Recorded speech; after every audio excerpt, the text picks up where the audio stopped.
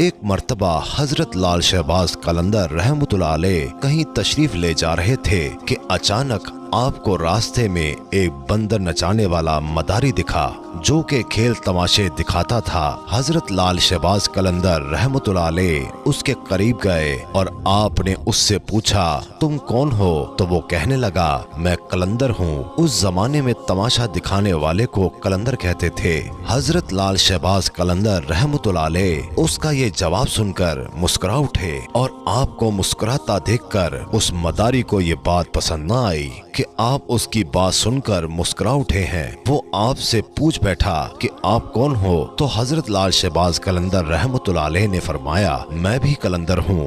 وہ مداری بڑا حیران ہوا اور وہ کہنے لگا آپ کے پاس تو نہ کوئی بندر ہے نہ کوئی ڈگڈگی، آپ تماشا کیسے دکھاتے ہیں؟ تو حضرت لال شہباز قلندر رحمتullah علیہ نے فرمایا پہلے تم اپنا تماشا دکھاؤ، اس کے بعد ہم اپنا تماشا دکھائیں گے۔ آپ کا یہ فرمان سن کر اس مداری نے اپنی ڈگڈگی اٹھائی اور ڈگڈگی بجانے لگا۔ اس کی ڈگڈگی کی آواز سن کر بندر ناچنے لگا۔ اس کے بعد اس مداری نے کہا کہ آپ دکھائیے آپ کون سا تماشا دکھاتے ہیں؟ حضرت لال شہباز قلندر رحمتullah علیہ نے جب اس کی یہ بات سنی تو وہ دو پیڑوں کے اوپر کھڑے ہو گئے اور اس مداری سے کہا تم نیچے سے گزر جاؤ مگر یاد رکھنا آگے جا کر واپس کبھی مت پلٹنا۔ جب وہ تماشا دکھانے والا مداری آپ رحمتullah علیہ کے نیچے سے گزرا تو نظارہ ہی بدل چکا تھا۔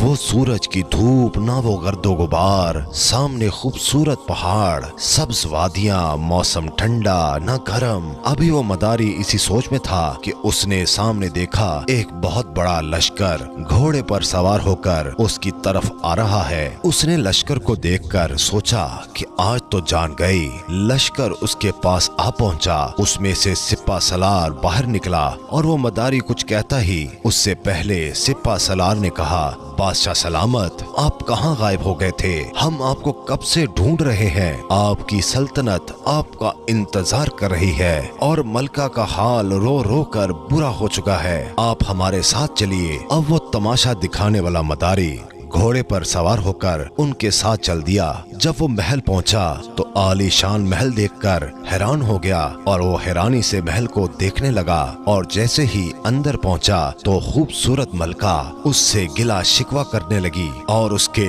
گلے لگ گئی اور کہنے لگی کہاں رہ گئے تھے؟ میں کتنی پریشان تھی، آپ کے لیے یہاں سلطنت کے سارے لوگ آپ کے لیے پریشان تھے۔ اس مداری کی حیرانی کا پتہ نہ تھا، وہ حیران تھا کہ سب کیا ہو رہا ہے۔ یہ خوبصورت وادیاں، یہ خوبصورت محل، یہ خوبصورت ملکہ کس کی ہے اور یہ سب لوگ مجھے اپنا کیوں سمجھ رہے ہیں؟ اس کے بعد وہ تماشا دکھانے والا مداری سب کچھ بھول کر نہا دھو کر شاہی لباس پہن کر تخت پر بیٹھ گیا۔ اس کے بعد وقت گزرتا گیا، بچے ہو گئے، شہزادے بڑے بھی ہو گئے، بڑھاپا آ گیا، جسم سے جان منہ سے ذائقہ چلا گیا، یعنی وہ انسان بڑھاپے کی حد تک پہنچ چکا تھا۔ ایک دن وہی شخص دریا کے کنارے بیٹھا ہوا سوچ رہا تھا کہ آخر میرے ساتھ ہوا کیا تھا۔ اسی جستجو میں وہ وہیں جا پہنچا جہاں سے وہ اس درخت کے پاس سے گزرا تھا۔ اس شخص نے دیکھا کہ وہ درخت آج بھی موجود ہے۔ اس شخص کو خیال آیا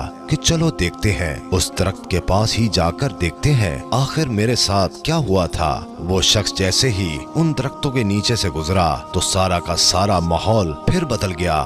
جو گزرا ہوا وقت تھا وہ پھر سے بدل گیا اور حضرت لال شہباز قلندر رحمتullah علیہ کے پاس پہنچ گیا۔ اس کی حالت جو بڑھاپے کی تھی وہ پھر سے بدل گئی اور وہ سلطنت، وہ ملکہ، وہ شہزادے سب پیچھے چھوٹ گئے اور وہ واپس اپنے بندر اور حضرت لال شہباز قلندر رحمتullah علیہ کے پاس پہنچا۔ اسی وقت وہی مقام، سامنے اس کا بندر، وہی ڈگڈگی، وہی دھوپ اور وہی گرد و غبار، پیچھے حضرت لال شہباز قلندر رحمتullah علیہ کھڑے ہیں۔ اسے ایسے لگا کہ وہ کوئی خواب دیکھ رہا تھا، لیکن جو اس کے ساتھ ہوا وہ بھی حقیقت تھی۔ وہ حیران تھا کہ سب کیا ہو گیا۔ اس شخص نے جیسے ہی حضرت لال شہباز قلندر رحمتullah علیہ کو دیکھا تو وہ شخص ان سے پوچھنے لگا میری سلطنت، میری ملکہ، میرے شہزادے کہاں گئے؟ حضرت لال شہباز قلندر رحمتullah علیہ نے مسکرا کر فرمایا سب تماشا تھا، ایک تماشا آپ نے مجھے دکھایا اور ایک تماشا